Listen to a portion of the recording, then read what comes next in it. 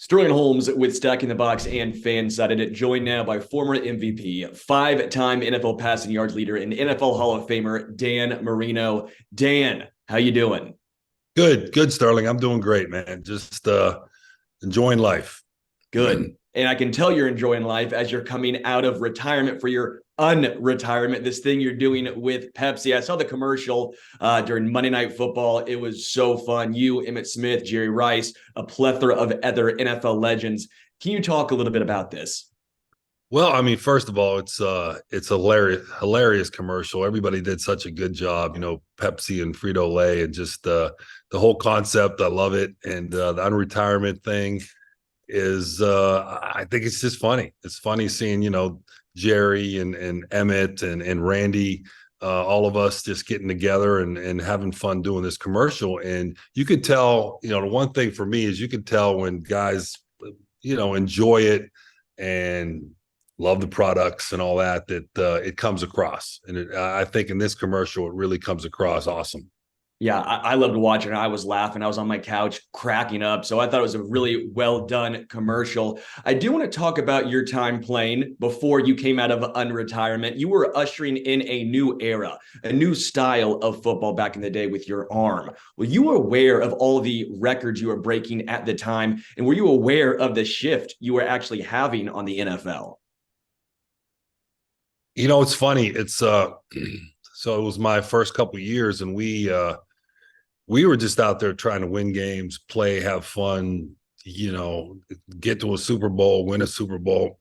That was our goal always. And in that process of doing that and trying to win, we kind of just changed how people threw the football and how people perceived it, and did some things that no one did for a long, long time, and throwing for a lot of yards, breaking touchdown records, and Mark Clayton breaking the touchdown record, and all the things that we did in the team offensively was, pretty special. So we were able to do things beforehand, but it was all about in the process of winning. So, I didn't think about it until after the fact. While we were doing it, we weren't really thinking about it. And that was that day and age. Now, with the media and everything, they always, they're on top of it every week. Every station has, well, this guy's throwing this much and he may break this record.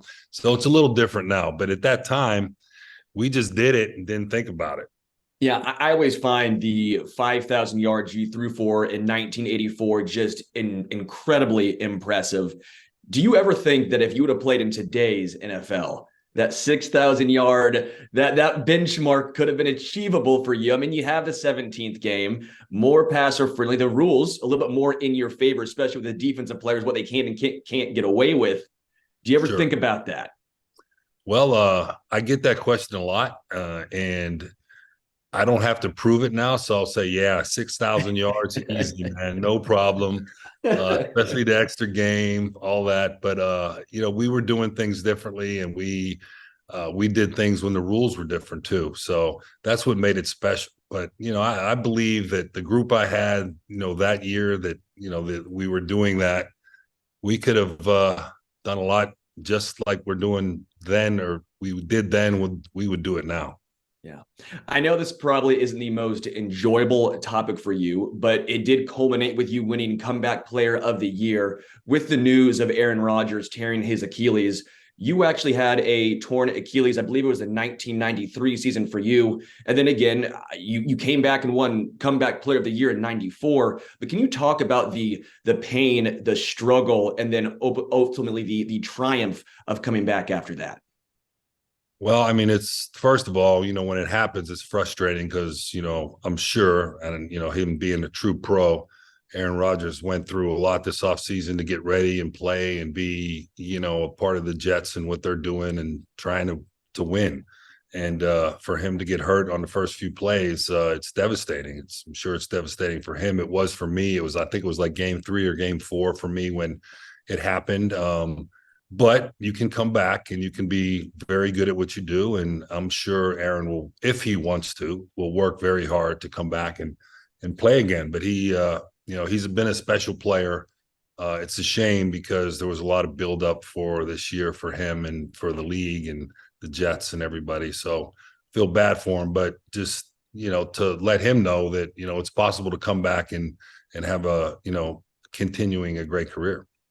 How hard was it trusting your Achilles, your feet, your legs once you come back from an injury like that? I can't imagine it's easy. You have 300-pound dudes chasing after you, and you're sitting here going, "I hope this does not pop again." You've gone through the struggle, the ultimate triumph of coming back. What is that like?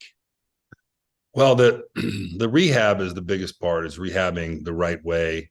It's very tedious when you rehab an Achilles because it's a slow process. It usually takes almost a year to come back from that. And it was like that for me too.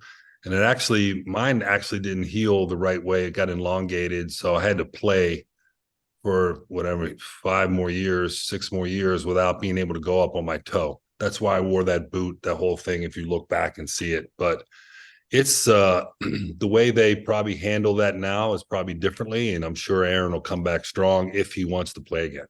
Yeah. You played for one team your entire NFL career. To me, that is just so incredibly impressive. And it's just so rare, especially in today's NFL. I mean, you see guys who you never thought would leave. Tom Brady obviously is the prime example of this. He's going from the Patriots to Tampa Bay. And then obviously Aaron Rodgers, a Green Bay Packer for life, a Jet.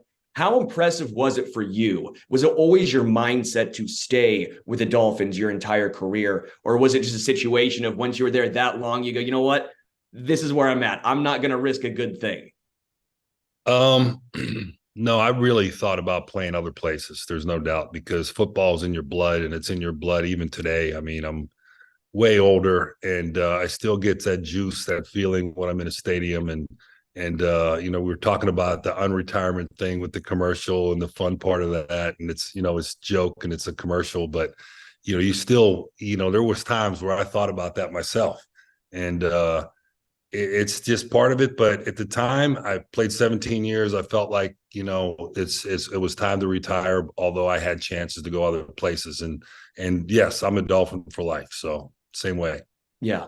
I've always wanted to ask you this because I always find this one of the most fun plays, one of the most iconic plays you ever did. That's the fake spike, right? One, did you know going into that exactly what you're going to do? Did you know when you got in that situation, the fake spike was going to happen? Or was it more of a off the cuff type of move that you did? And then two, why don't teams in the NFL do this more? I've always been perpetually confused why teams don't catch the defenses off guard more in these fake spike situations. Yeah.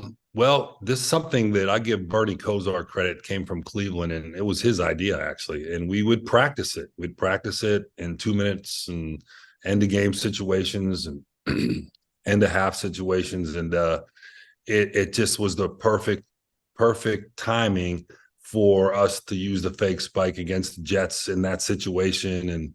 And we threw a touchdown and made all those fans go home unhappy. And that felt really good.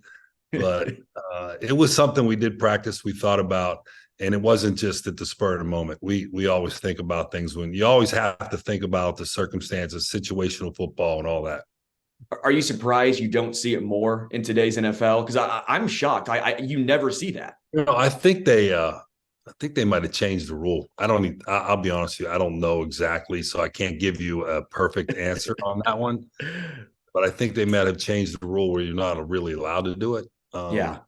Yeah. So I will say, as I sit here in Kansas City, it's hard not to draw some parallels from your game to Patrick Mahomes.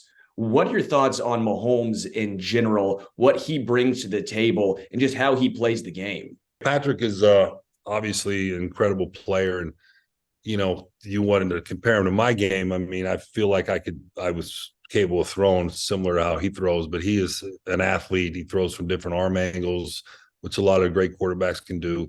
And he's just an incredible competitor. So, yes, amazing player. I love asking former NFL greats this question. A little different now as you are a quarterback. For Emmitt Smith, it's who did he want to have block for him? For you, if you could have one current receiver in the NFL to throw to in your prime, who would it be? Current receiver, it would be Tyreek Hill. That'd be fun to watch, you and Tyreek. Hands down. See, again, another Mahomes and Dan Marino parallel. He has Yeah. Tyreek. Now you want to throw to Yeah, Tyreek. but I have to unretire. You got to unretire. Getting back to the commercial. Hey, Pepsi's trying, man. They're trying to get you to unretire here. Uh, who are your top favorite or your top five favorite players to watch currently in the NFL? You know, you get your juices flowing, watch them. Top five favorite to watch. I mean, that's hard. I mean, it's, obviously I'm, a fan of football in general, and I do stuff for the Dolphins. So all the Dolphin players, like, our guys are special players like Waddle and Tyreek and our guys Tua and that. And so I enjoy watching them mostly. Do you play fantasy football? Like when No. you retire from the game, you don't do it. I was about to ask because you get the juices flowing? I don't know if you have that same sort of irrational fandom when you play fantasy football, where it's just so irrational. You're sitting here going, why don't you catch 12 catches for 3 touchdowns every single game? It's irrational, but we as fans who play fantasy football expect that. I didn't know if you former NFL greats ever played fantasy football. You know what? I'll be honest with you. I haven't, because at times I don't want to take the time to think about who I'm picking and who I'm taking on. I mean, I just don't want to do it. So I don't play, but I appreciate the people that do, because it's great for the game. It's great for the fans to be involved on different levels, because it's not just about who wins or loses. It's about, all the statistics, but at the same time, it is about who wins and loses. Yeah. When you look back at your illustrious NFL career, what are you most proud of? I mean, you have so many accolades, so many awards. Walter Payton Man of the Year, things on and off the football field. What are you most proud of? I think that statistics and all the things, the awards. I mean, getting in the Hall of Fame is so special, and I really, to me, I think it was being a good teammate and knowing that I'm going to line up every week and play for them and play for the fans and play for myself. And I could be there and be counted on each and every week, to be that guy, to be your franchise quarterback, proud of that, and do it for 17 years. Those are the things. And obviously, getting in the Hall of Fame. And you got into the Hall of Fame. You were drafted at 27th overall, right? And there's been a little bit of talk about the guys drafted before you. How much did you use that as motivation? It was there. I mean, that was a long time ago. Motivation. I mean, I was motivated just to really be the best I could be, especially at a young age. But also, I felt like I was capable of being the first pick in the draft or a lot higher. I mean, that was how I felt, but that's not how other people felt, and that was fine.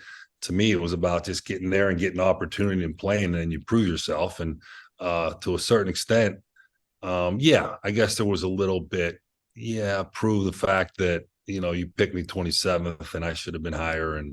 But it was a perfect situation for me coming in with Don Shula, a team that was in the Super Bowl and all that. So yeah, it was good. Again, one more time, you're doing this awesome Pepsi commercial, Unretirement, with all these legendary players. For everyone listening, make sure you go pick up some Pepsi products to watch your favorite team play. But I do have to say, you are a natural actor.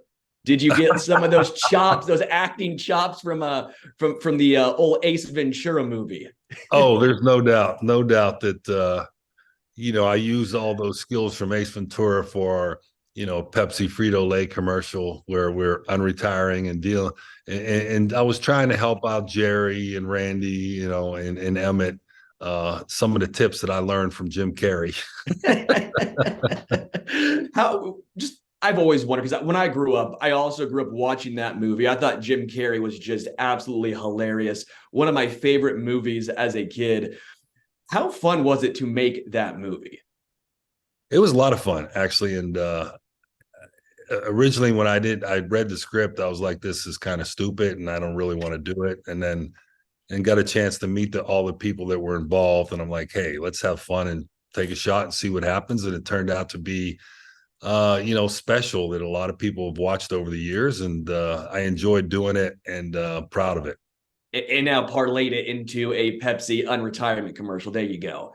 Forget the Yeah. NFL Hall of Fame career. It's all about that Ace Ventura movie. That's what it really was.